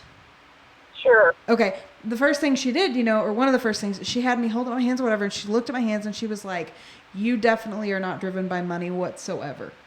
And I'm like, holy shit. You're right. Like, that was like one of the first things she said. And, just not knowing somebody, and, if it's intuition or, your guides, or, looking at, just making that connection, which I would think doing palm reading, I would think it'd be really hard. I don't know how you could do it like in a Zoom meeting or like FaceTime. Like, I think you would have to be present and feel that person's energy to be able to do a palm reading for somebody. Yeah, it's like I said, it's an energy thing. And the thing is like, doing, that kind of work, it's just being able to feel where things have been, and it's interesting information to pick up. I can't always put it into nice boxes. Right. So, I mean, and I'd say that, past life regressions are kind of the same way, and that you don't always know what to expect, and the kind of things that come through and the kind of changes that, I mean, most of those experiences Gotcha. in sort of the history of the soul and the kind of things and the kind of, it's interesting to see what kind of traumas stay with people, whether that is past life regression or through like the lines on their hands, the energy that they have, the things that they keep with them. And that's really fascinating. Like for instance, I did a past life, regression for a lady that, in her modern life was, always, when she went, back in time, she was this young woman who, like, this, like, girl. Yeah. Ended up having her first child, with basically she got pregnant when she was young, and it was in a time where that wasn't acceptable, so the child was taken from her. Right. And it caused that trauma that she brought it into this lifetime, where now she counts all of, when she was, she had multiple children in this life, and she kept all of them. And the thing is, the circumstances were difficult for her. She managed to make it work, and, always counted, but she always counted an extra child. Oh, Okay. wow. When she was gathering up the kids, she always counted, and her kids were like, "Mommy, you're all here. Why there isn't another one?" Wow. And then it all, when she, went back and regressed. I got And you. the thing Wow. is that when you have like different things that happen, where other people will go through those experiences, that's something that, like with palmistry, there are certain things that pick up. Like, there was a lady that I did a palm reading for, and I went back to a past life that she had, and I was like, there's a reason why you became a nurse. And I went back through, and I looked at her hands, and I'm like, the first thing I said to her, I think, was, you have, are you, like, Yeah. part of, like, the medical profession? Like, I was like, I feel all this, like, medical healing, like, here. And she's like, she looked at me, and she's like, how would you know that I'm a nurse? And I was like, but I went back into the energy, and I was like, you became a nurse because there was a lifetime in, I got the feeling that it was England, like, like the latter part of the, Oh, like, wow. somewhere where it was really tough, like the living conditions were just terrible for poor people. And so they all lived in like tenement housing. Well, the house that they lived in caught fire, and she was one of the ones who got out, and she stayed with people. And she lived, and they died. She Wow. She wanted to be able to save them, and that's the reason why she became a nurse in this life. Wow. That's And incredible. that's the feeling I got, was that prompted her to want to learn how to save people's lives. Right. To be she could, because that trauma you carry with you. There are certain things that you can't even explain, some of the behaviors that some people have, because they, in this life, none of it makes sense. Like the woman who couldn't leave her kids alone, she didn't want to ever, not be close to where her children were, but she had no reason for it. There's no, and so it's sometimes the reason why certain people go into the professions they go into, Right. or why people end up in the relationships that they wind up in, Yeah. or why they have like the fears or like the predisposition to certain things. kids that were, musical, like musically gifted at a very young age. Who knows what that past life was for them, that history, where they already had that knowledge coming into this life, and they're, building on that, or they're pulling from somewhere else. Exactly. Or just an understanding or a knowledge of things that, how would they have known? How would, just to have an instant, like, response to a situation where they just felt this was right. Yeah.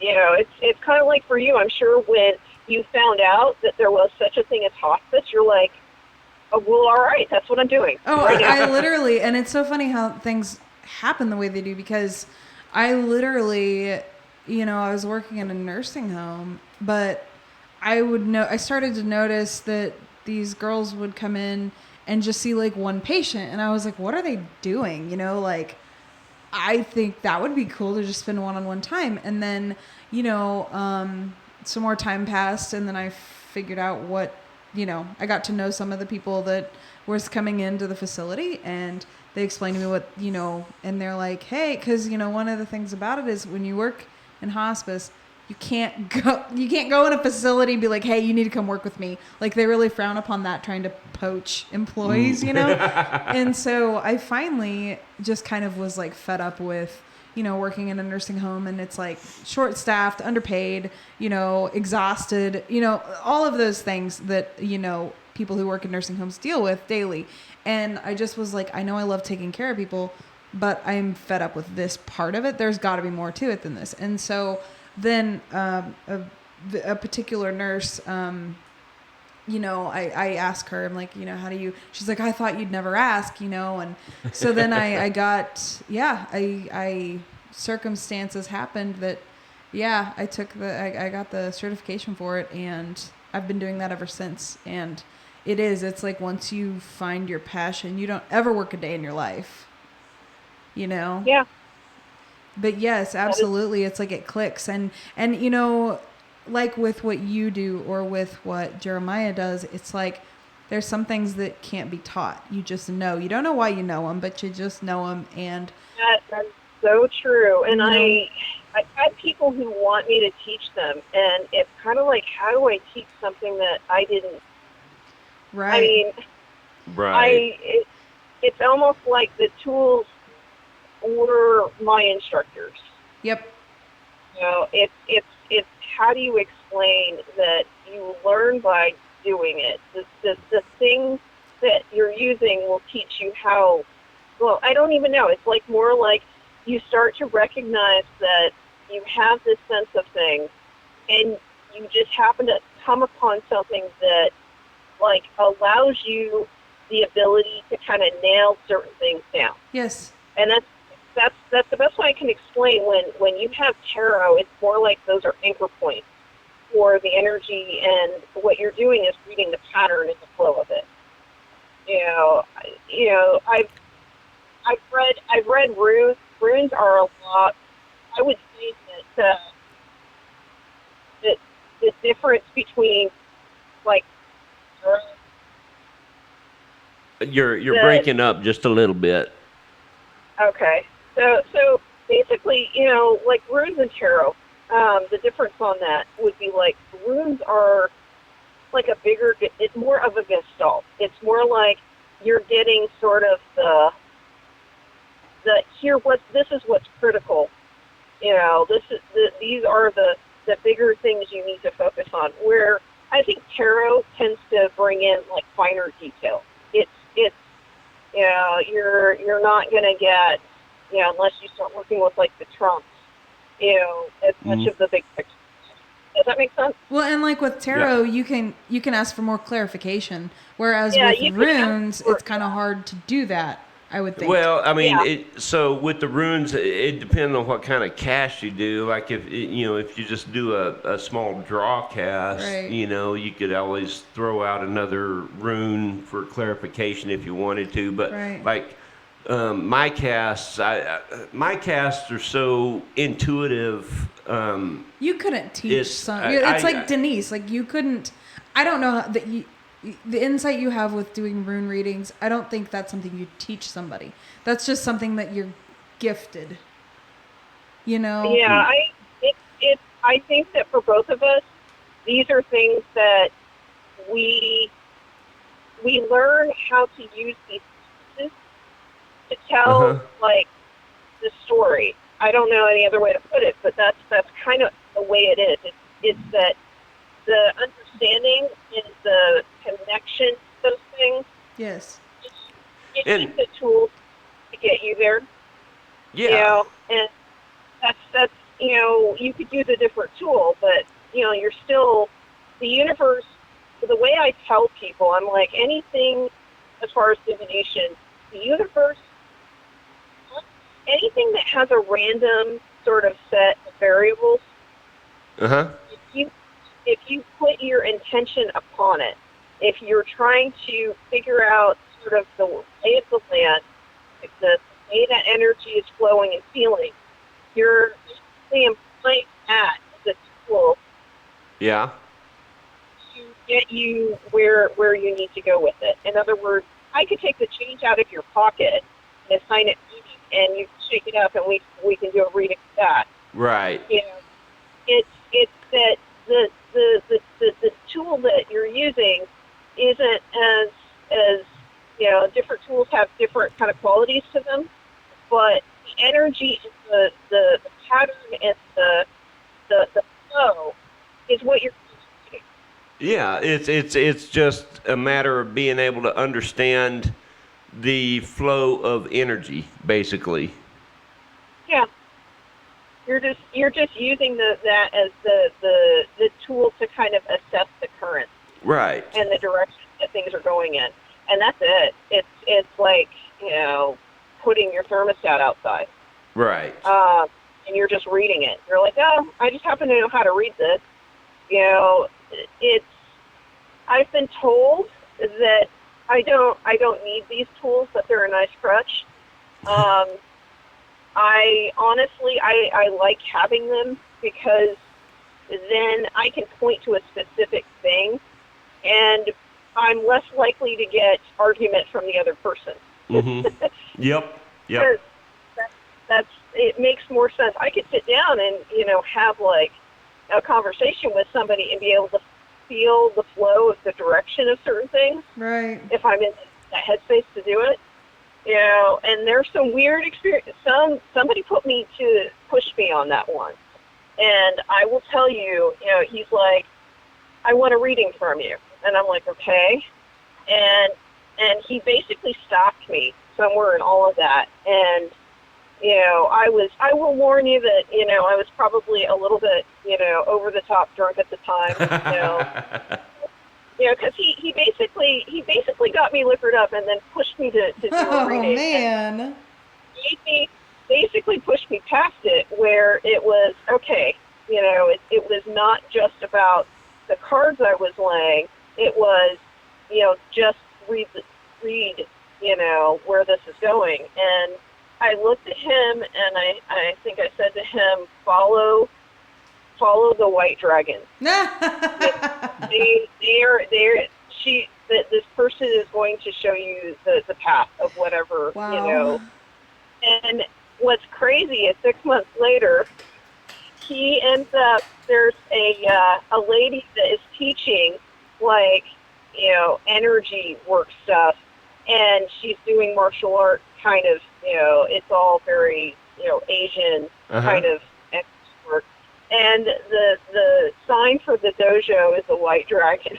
So, and that was like 6 months later. So it's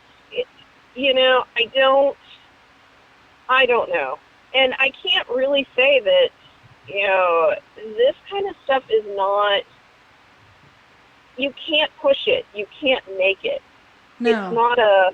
It's not a thing that you can snap your fingers and just go, oh, I can perform on command. It doesn't work like that. No. If you're not in the right headspace to do it, then you're not, it's going to come up garbage. Right.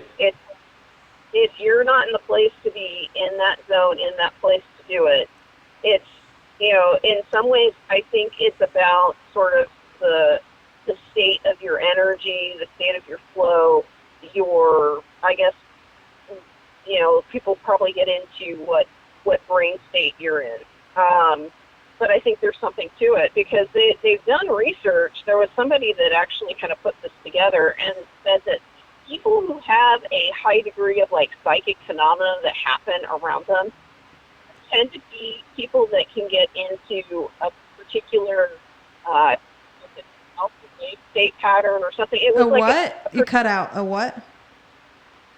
Particular what? I think it was like an alpha wave state pattern. I can't remember the pattern. That I don't know if it was alpha, theta, I can't remember. But I think it was alpha, but I can't remember. But I watched this documentary like 10 years ago. And the other connection that they find to this phenomena is that there's some sort of water source that's nearby, either underground or like a lake or, underground river or creek bed or something that is close to them where there's a lot of high saturation of like water in that area. Well, wouldn't it make sense? I mean, human bodies are made up mostly of water. I mean, that would make sense. That would make sense. There's definitely something, if you look at, where certain places are and the kind of energy that's there, it might be due to things that, water is highly conductive. Right. And, in other places, you have like crystal bed formations. Those are highly conductive, So maybe there are places that have more enhanced sort of vibratory energy states that people who are able to slip into particular wave states are kind of feeling that field around them. And it's, hard for them to like ignore these things. Right. Wow. Hey, Denise.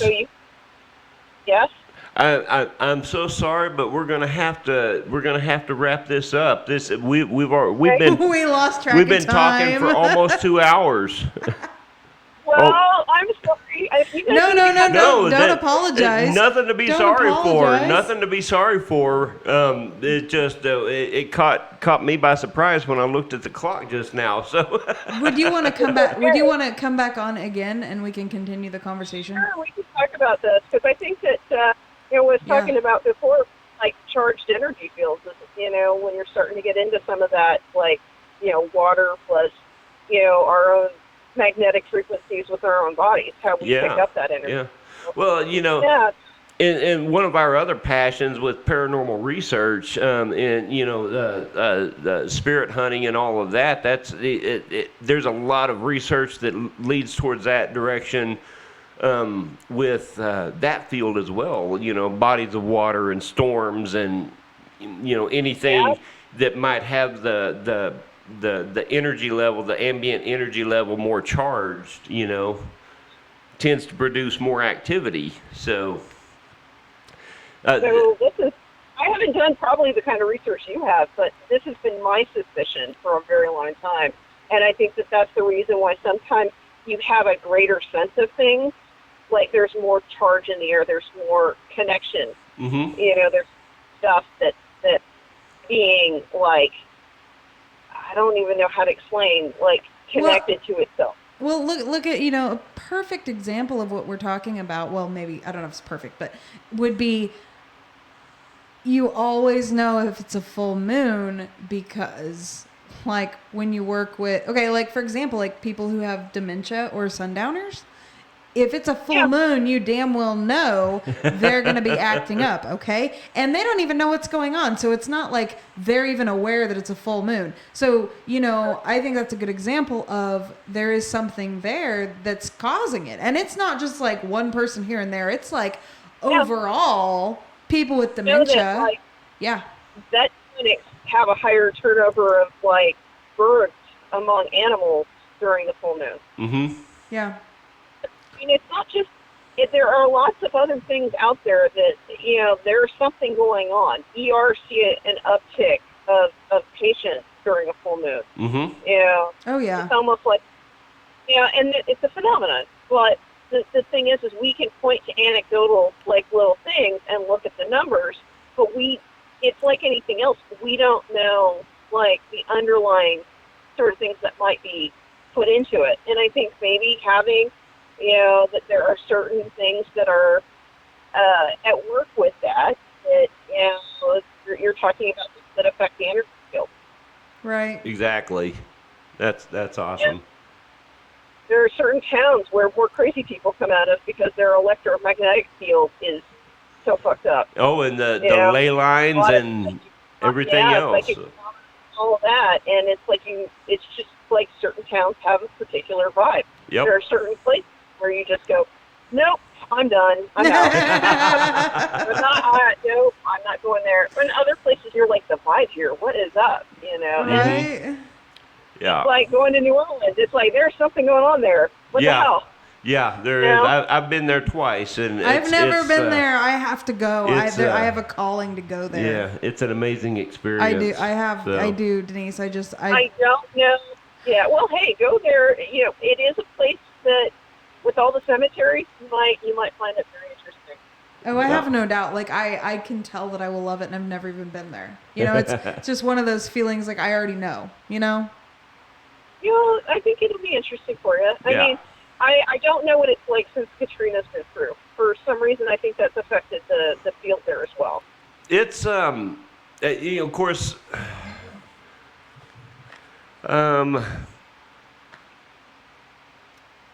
so the first time I went was before Katrina, and the second time was after, and so there was definitely a different energy level.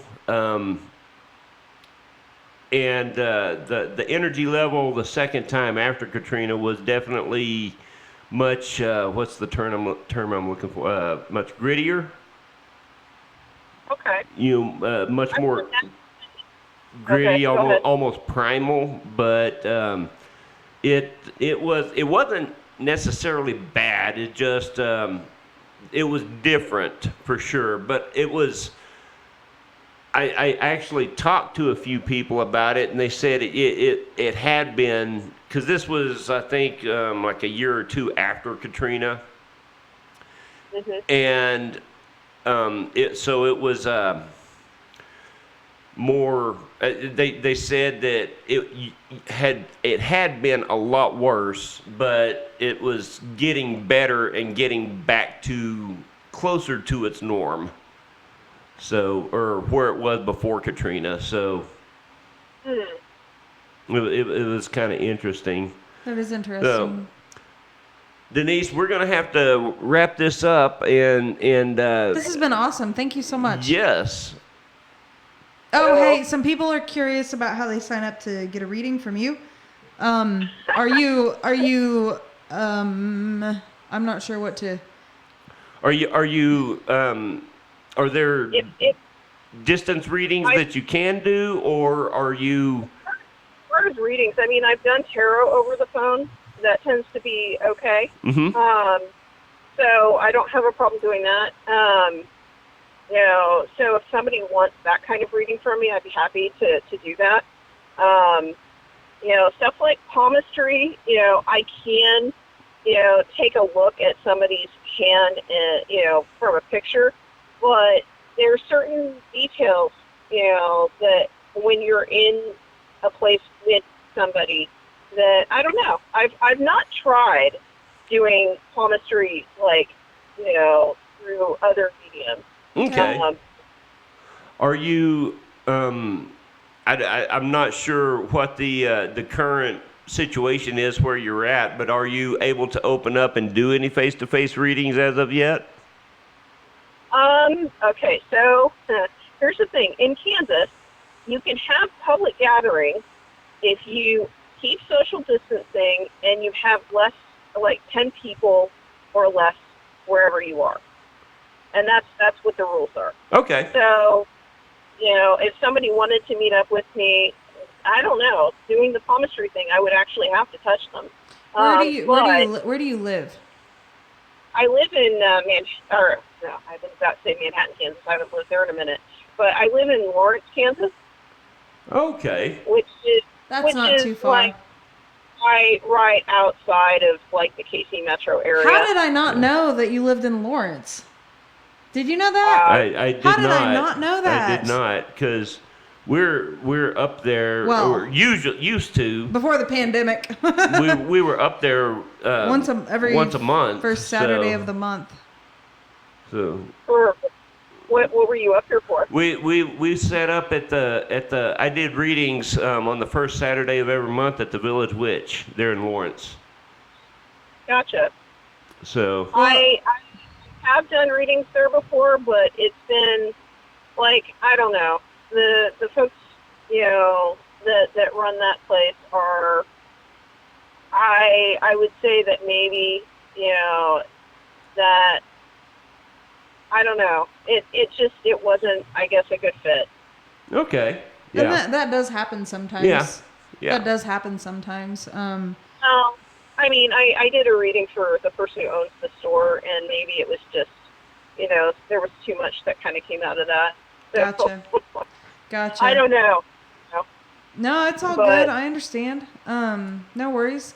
But yeah, like I said, there's a few people on here, and I'm sure that people who have not watched it yet that probably are going to watch this, it's going to be very intriguing to them. And we'll just post your, we will post your, a way to get a hold of you. Yeah, we'll put your Facebook page up on the video description. That way the people can get a hold of you if they're curious about it. Well, the next time Jeremiah and I are in Lawrence, we are definitely gonna have to go to dinner or something. Yes, absolutely. I don't even know why I didn't realize that you were in Lawrence. Maybe I did. Maybe I did know that and I forgot or something. I don't know, but crazy. That makes me really happy that you're not that far away. I was thinking she was like in Kansas City or west of Kansas City, right. Farther away, you know. But anyways, all right, my dear. Well, this has been fun. Well, it was great chatting with you guys. Thank you for being on here. Thank you very much. Yeah, well, I shared a few things. I mean, hopefully, you know, it was something that things that you probably didn't know about me, and yeah, you know, I love it. Now it's on a public forum, and people. There we go. There we go. My first podcast, so God knows what's going to happen with all of this. Hey, you know, and maybe it's just the beginning. Right. We'll see. Either way, it's been fun chatting with you guys. If you have any other questions for me, I mean, you can definitely get me on Facebook. Okay. And you know, if people want to find me on Facebook, I think that it's the Herbal Alchemy Mystic is my public Facebook page for doing readings. And then I also have Herbal Tea House and more, so you guys can find me there. Yeah. Sounds awesome. Cool. Sounds awesome. Well, thank you, my dear. We're going to definitely have to do this again. Yes. This was fun. Yeah, well, it was fun chatting with you guys, and miss you guys lots. Hopefully, I know. You know, the sun is shining in your world, and you know, that's, you know, take it day by day. That's all you can do. That's all we can do. So. You know, yes, that's all we can do. Well, Denise, thank you so much, and we are going to hang up here with you, but we will be in touch, my dear. All right. Thank you. Have a good night. Have a great night. All right. All right. Bye-bye. Bye.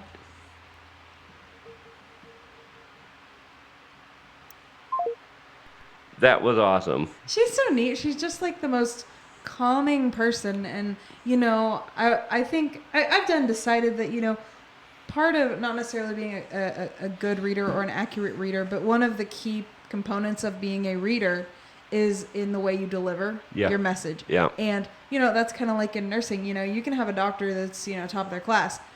But when it comes to dealing with a person, dealing with a patient, if they don't have the bedside manner, you know what I'm saying? Yep. It's that makes or breaks it. And, you know, you, Lena, Argos, everybody, you know, that we would vouch for getting a reading from, just has the way of delivering the message. It's all in the approach. It's all in the delivery. Earlier when we just went to her face for a few minutes, the reason is because kiddos came out and got us, and we, my neighbor, her and her mother make masks, and so we ordered some from her and her mom, and she delivered them. So Jeremiah had to go get them. But yay, we have face masks. Had to figure out which camera to use. She was telling me all the different like types they have, and she was like, "We've got Star Wars." I was like, "Ooh, Star Wars, yep." And then she's like, "We've got Galaxy," and I'm like, "Ooh, yep, there we go, Star Wars and Galaxy." I'm sold on those. So yay, we got masks. So if anybody is in a situation that they need a mask, reach out to us. We can help you out with that. Yeah, so, we can hook you up with our neighbors. So yeah. Anyways, well, look who's on. Yeah, Lennon, I saw that. Lennon, my son is watching on YouTube. He said, "Hey." He said, "Hey, hi, Lennon." See, if only Kenna and Lennon could see each other. Right. You know what I'm saying? Yes, so everybody who's curious about getting a reading from her, we highly recommend it. She's not that far. Yeah. Well, from us, she's not that right. far. Yeah, I was mind blown. Like when I got my palm read from her, and she's a very, very, just very compassionate and very caring, and you can tell she genuinely is taking an interest, and she's very, very present when she's doing your palm reading. Like, yeah. And then the past life stuff comes out, and I mean it, guys. Like she had no clue that I was in nursing at all, and for her to pull that Let alone out, hospice. For her to pull that out about, you know, dealing with death and death rituals and preparing bodies and helping people transition. Whoa. Yeah. Like, that's such a, well, in America, it's very taboo to begin with. So the you know, the odds of that couldn't have been a coincidence. Right. Like right. she, you know, she would have, she would have had to, well, yeah. Yeah. She had to connect. I mean, and my reading from her was the same way. She touched on so many things. The whole thing that she was talking about with kind of the flashes of past life memory and stuff like that. Yes.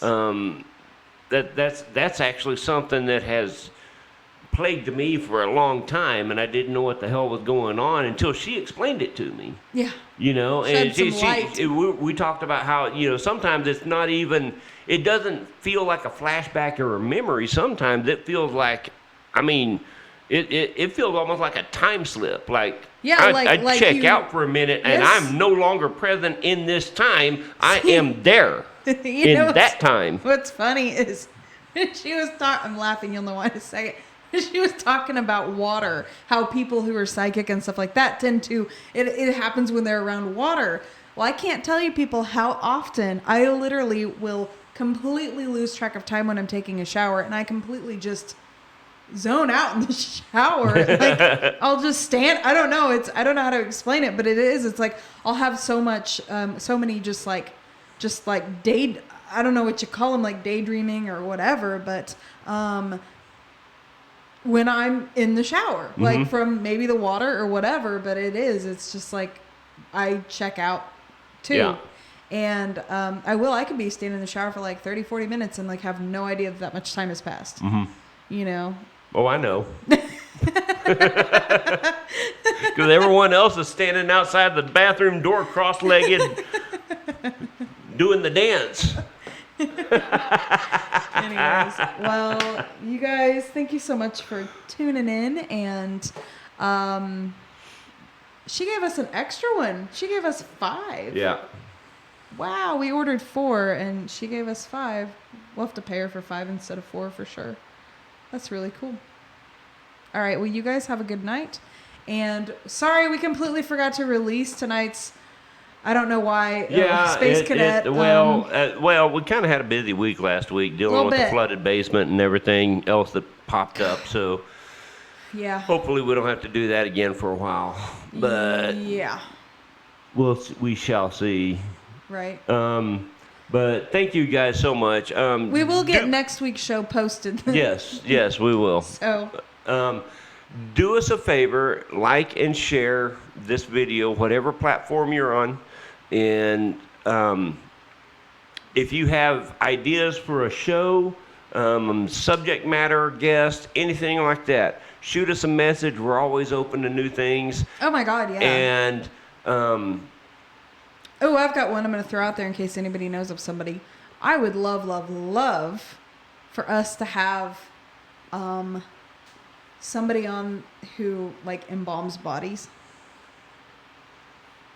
like does the whole post-mortem thing at funeral homes, like a funeral director. Mortician. Mortician. There we go. Sorry, I went blank on the term. Yeah, if anybody knows a mortician that would like to come on and have a conversation with us, I've always been super fascinated with that, obviously. So, yeah, shoot us a message if you know anybody who would be willing to come on and discuss things. So, And when are you doing your next rune thing? next Runecast will be next Monday at as close to 9 a.m. as I can squeeze it in. And then Imagine Greater Things will be this coming Friday at 9 a.m. There you go. And do us a favor, like, share, go to those pages. You Get Immune Beyond the Veil. And Imagine Greater Things, and like them, and keep an eye out for the videos so you can get notified. And we'll put up a link for how to get in contact with Denise. I highly recommend it if you're curious if any of that sounded interesting to you, because she's spot on accurate, as are any of the people that we would vouch for. So yeah, thank you guys so much for watching, and don't forget Thursday's Jeremiah's birthday. Oh, geez. You should shoot him a message and say it's okay to Happy forget birthday. that. I'm gonna just take that down. I don't.